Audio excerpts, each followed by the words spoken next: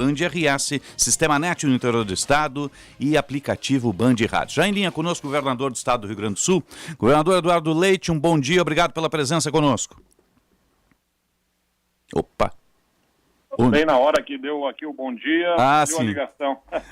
Bom dia, Osíris. Bom dia, obrigado pela presença conosco aqui. Acho que deu um corte na ligação aí. Deu um corte. É um prazer estar aqui com vocês. Obrigado aí pela oportunidade mais uma vez. Prazer todo nosso. Está em Porto Alegre ou já está em São Paulo? Estou em Porto Alegre. Porto Alegre. No gabinete, no Palácio Piratini. Sim, porque temos a prévia, as prévias, melhor dizendo, no domingo, né? O confronto, Arthur Virgílio, Dória, o senhor disputam essa indicação tucana para a presidência da República. A semana foi permeada por essa informação que brotou aí através da Folha de São Paulo e outros veículos também, de uma suposta interferência junto ao processo de vacinação a pedido do general Ramos na época, lá em janeiro do ano passado. Vou repassar um pouquinho para o ouvinte poder se situar. O senhor concedeu a entrevista coletiva ontem, mas há muita dúvida nesse processo todo. O que lhe pediu à época o general Ramos e o que aconteceu de fato, governador?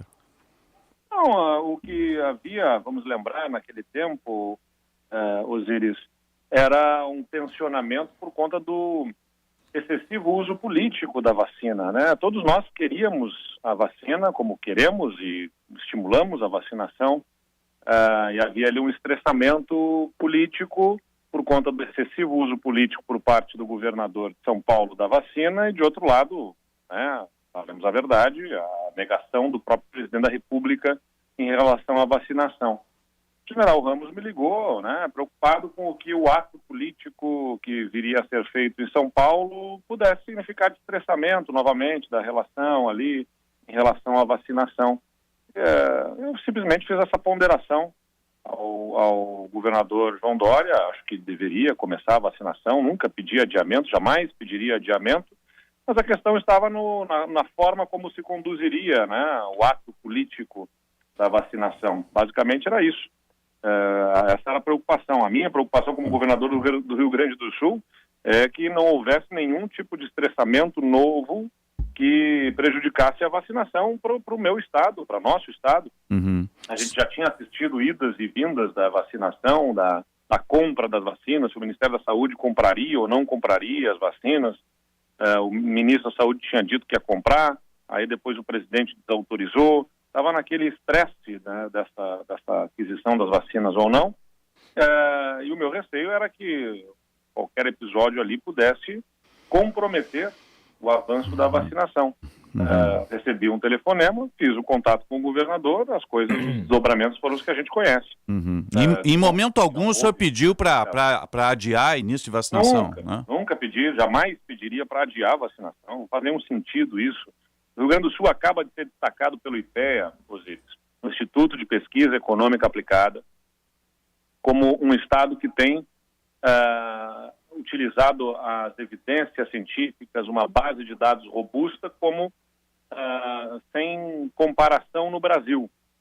Isso não é dito por mim, é dito pelo Instituto de Pesquisa Econômica Aplicada, que analisou aquilo que os estados fizeram na gestão da pandemia e disse: o que se fez no Rio Grande do Sul não tem comparação com o que foi feito no Brasil, em termos de uso de dados, respeito à ciência, base científica, com que o governo do estado do Rio Grande do Sul gerenciou a pandemia. Ou seja, somos um estado que respeita a ciência, respeita a vida, sempre estivemos no topo da vacinação, entre os estados que mais vacinam. Tentar colar em mim como um adversário da vacina é uma coisa que não vai colar, não vai pegar, porque as pessoas sabem e viram e acompanharam o que nós fizemos pela vacinação no Rio Grande do Sul. Governador, bom dia. Sérgio Stock, tudo bem? Bom dia, Sérgio. Prazer, tudo bem? Igualmente. O senhor legitimamente diz que tinha uma preocupação como governador do Rio Grande do Sul nessas circunstâncias. Agora, dá para nos esclarecer, governador, qual era exatamente a sua preocupação com o estressamento político? No telefonema do general Ramos, houve algum sinal de que as coisas poderiam se agravar naquele momento em relação ao que estava fazendo o governador Dória em São Paulo? Não, o general Ramos, olha, são as conversas que na política acontecem, isso a todo tempo, entendeu? O general Ramos é um ministro que, preocupado com desdobramentos, também estava, antes de ser um ministro, é um cidadão brasileiro, um general do Exército, preocupado com os desdobramentos que já se acompanhava sobre o fato da vacinação. Vamos falar aqui com clareza.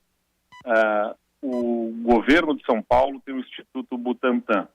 Esse instituto tem uma parceria com um laboratório chinês chamado Sinovac.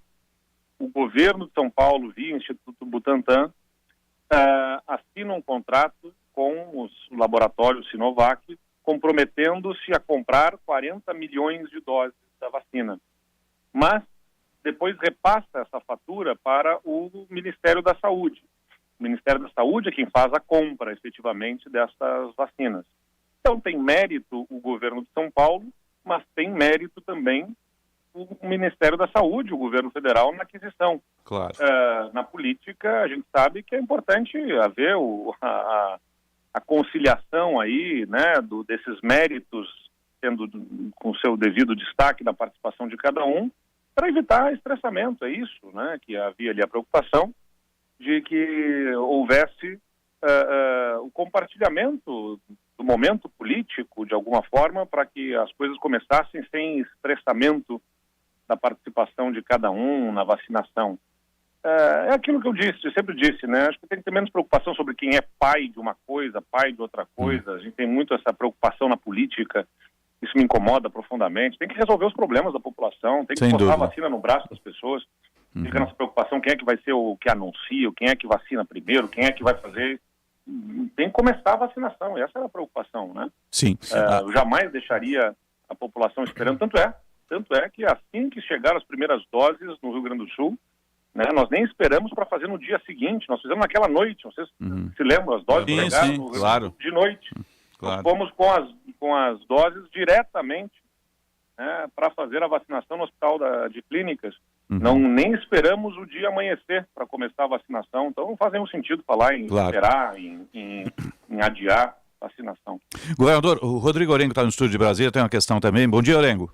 Bom dia, Osíris. Muito bom dia, governador. Aqui em Brasília, o tema das prévias do PSDB, claro que domina o noticiário político, mas, governador, os olhares estão voltados realmente já para a próxima eleição, né? Principalmente no campo das alianças. O senhor falou há pouco em conciliação na política e, nesse sentido, eu gostaria de perguntar ao senhor como é que o senhor vê a possibilidade de alianças do PSDB, por exemplo, com partidos do campo do Centrão e até com aquele campo que hoje é muito identificado com o ex-juiz Sérgio Moro, que hoje já está no Podemos? Acho que o diálogo político tem que estar sempre azeitado, ou seja, em condições de ser feito com todos aqueles que têm disposição de convergir numa agenda. Para mim, esse é o mais importante. O PSDB tem uma visão de uma agenda para o Brasil.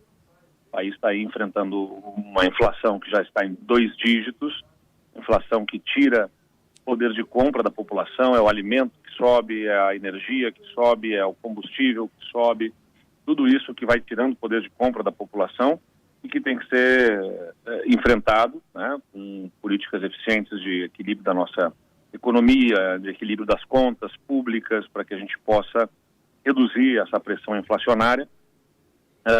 Então a gente tem que trazer todos aqueles que estejam dispostos a estar conosco numa agenda.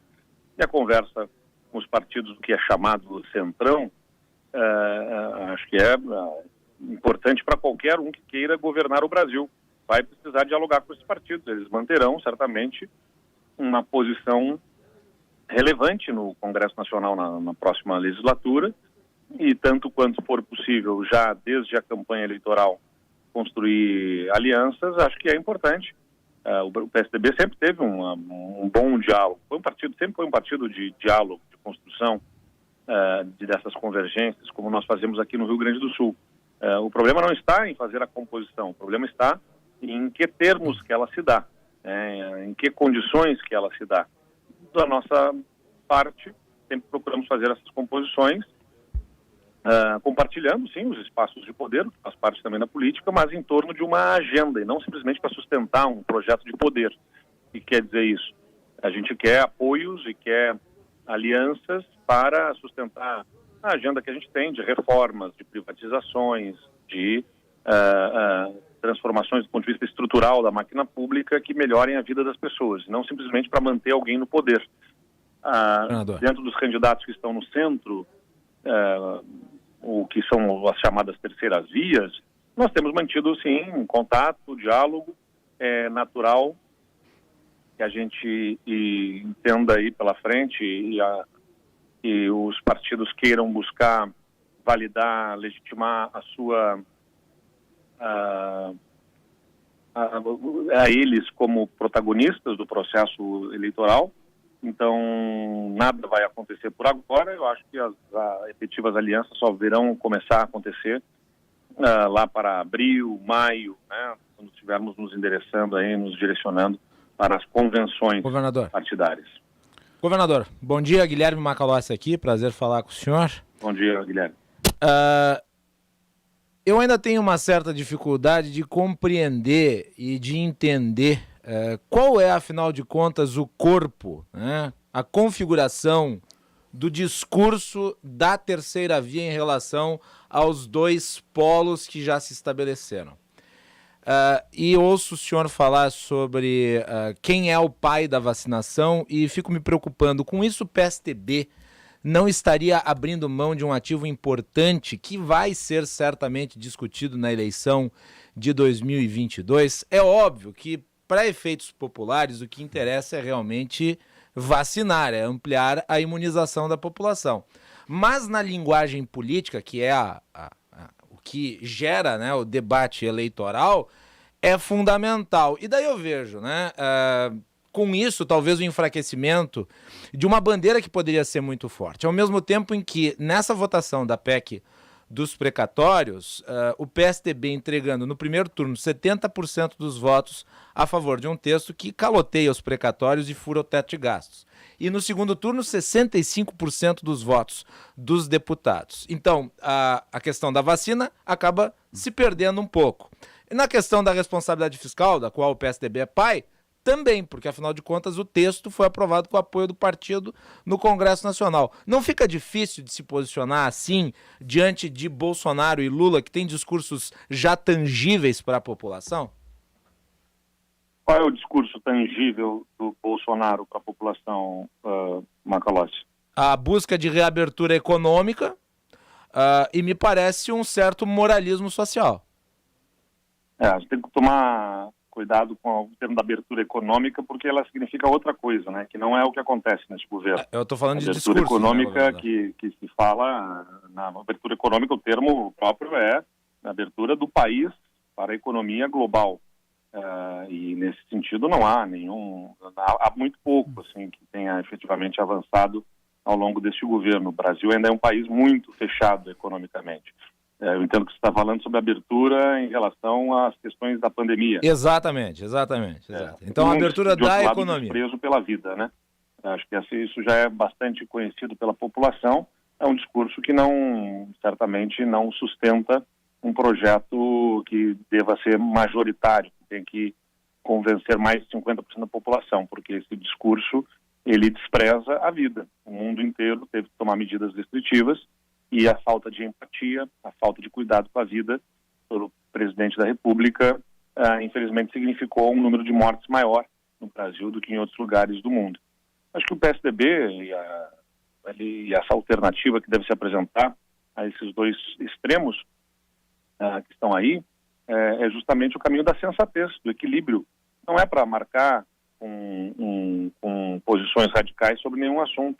É claro que o PSDB teve uma posição preponderante em relação à vacinação, através do que o governo de São Paulo, que tem o Instituto Butantan, centenário que viabilizou de acordos que possibilitaram a chegada de uma das vacinas mais cedo do que as outras, né? Então isso tem um papel preponderante.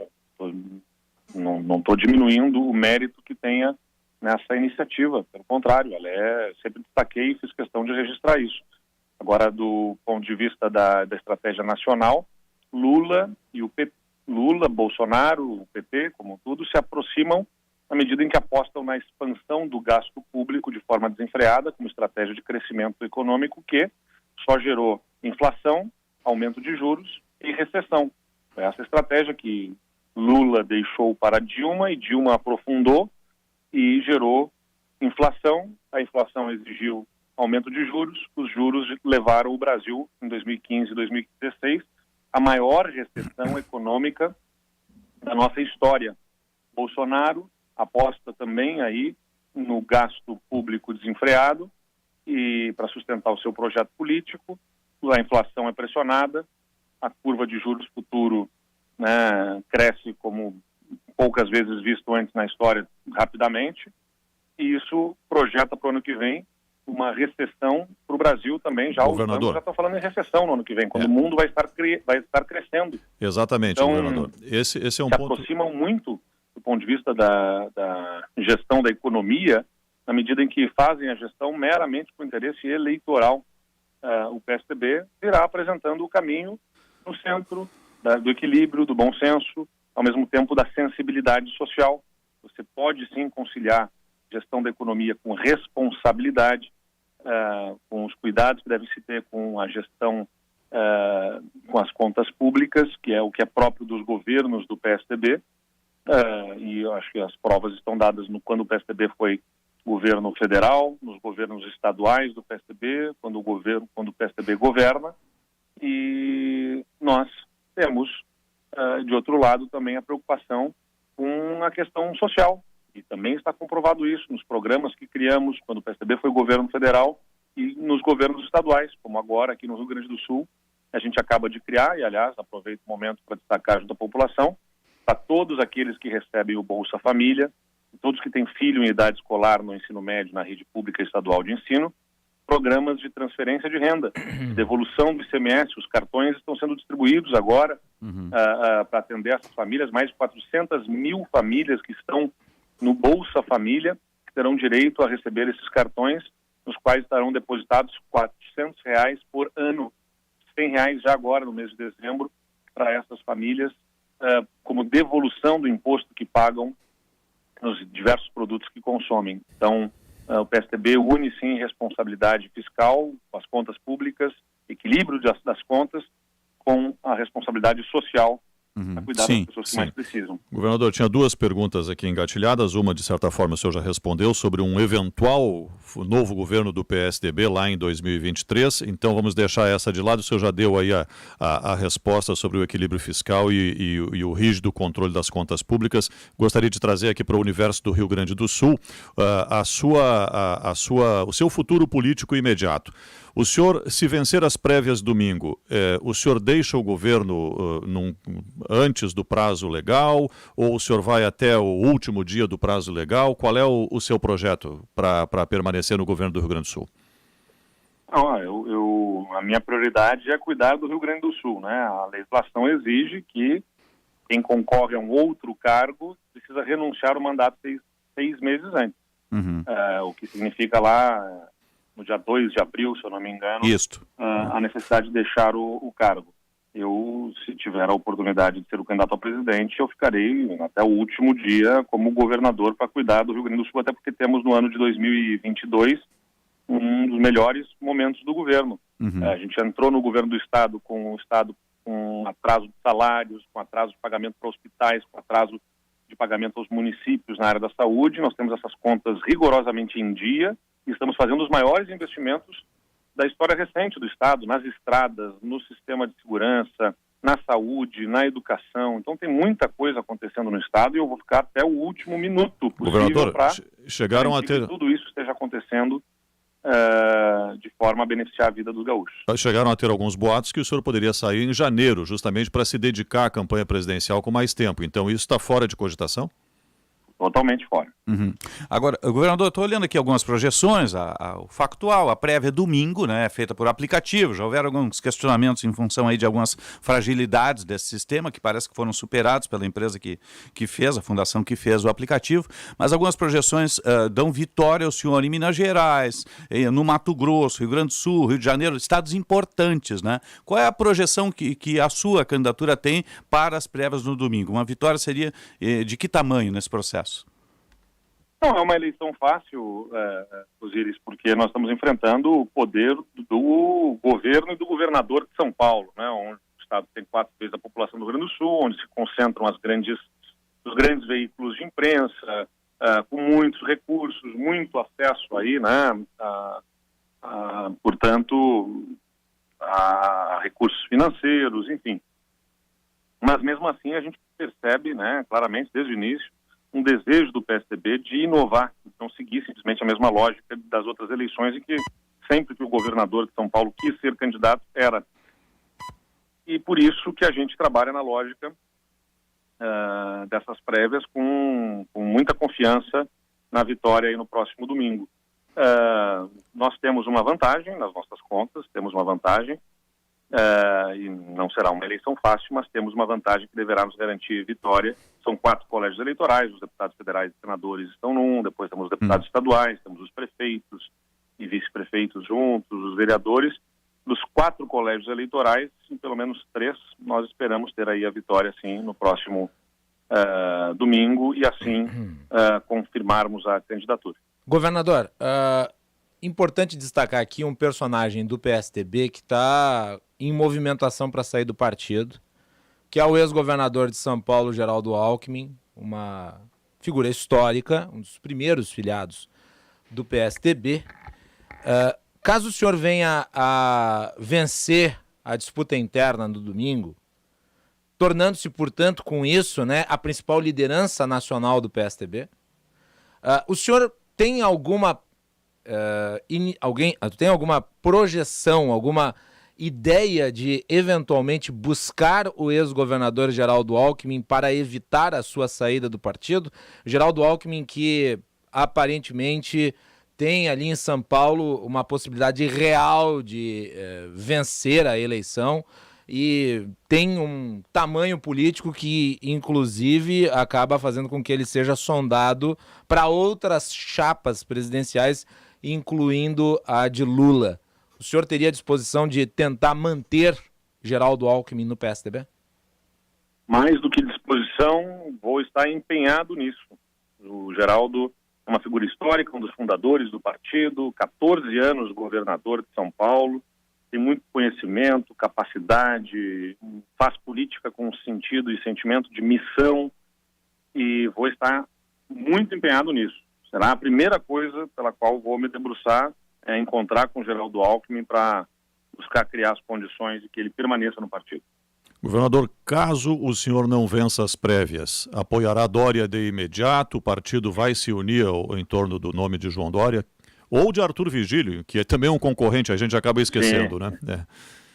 Pois eu ia dizer exatamente isso. Temos outro candidato, Arthur, não sabemos quem que será o vencedor, mas eu sou PSDB desde 20 anos atrás, me filiei ao PSDB em 2001, assim que eu tive a oportunidade de tirar meu título de eleitor e me filiar a um partido político, eu me filiei ao PSDB, nunca tive outro partido, é onde eu me reconheço como agente político, pela visão de mundo, a visão de como o Estado deve atuar nas diversas áreas, e fico no PSDB e vou respeitar a decisão e vou fazer minha parte como um filiado para ajudar nesse processo.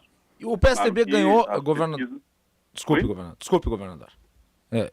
Eu ia perguntar se o PSDB ganhou alguma coisa com as prévias. Eu acredito que sim, nós comentamos o debate, ajudamos a construir aí um ambiente em que a eleição passa a ser discutida já mais diretamente, com os debates, as entrevistas, um momento de exposição aos eleitores. E eu acho que internamente também houve uma movimentação do partido que ajudou a resgatar assim, né, um sentimento partidário importante para o PSDB. Então eu respeitarei a decisão das prévias e vou cumprir o meu papel como um dos filiados ajudando o vencedor. Acho que posso ajudar mais liderando o projeto, mas a decisão é soberana dos filiados do partido agora no próximo domingo. Tá certo. E está previsto segundo turno se o candidato não tiver 50% mais um, né? Está previsto para o final de semana seguinte mesmo. Então pode haver um segundo turno ainda no outro final de semana. Governador Eduardo Leite, obrigado pela atenção, Bandeirantes. Sucesso no domingo, a gente vai estar acompanhando e um bom dia. Obrigado, Osiris, Sérgio, Macalossi, até a próxima, um abraço. Bom dia, bom trabalho, boa sorte. Boa sorte. 9h34h30,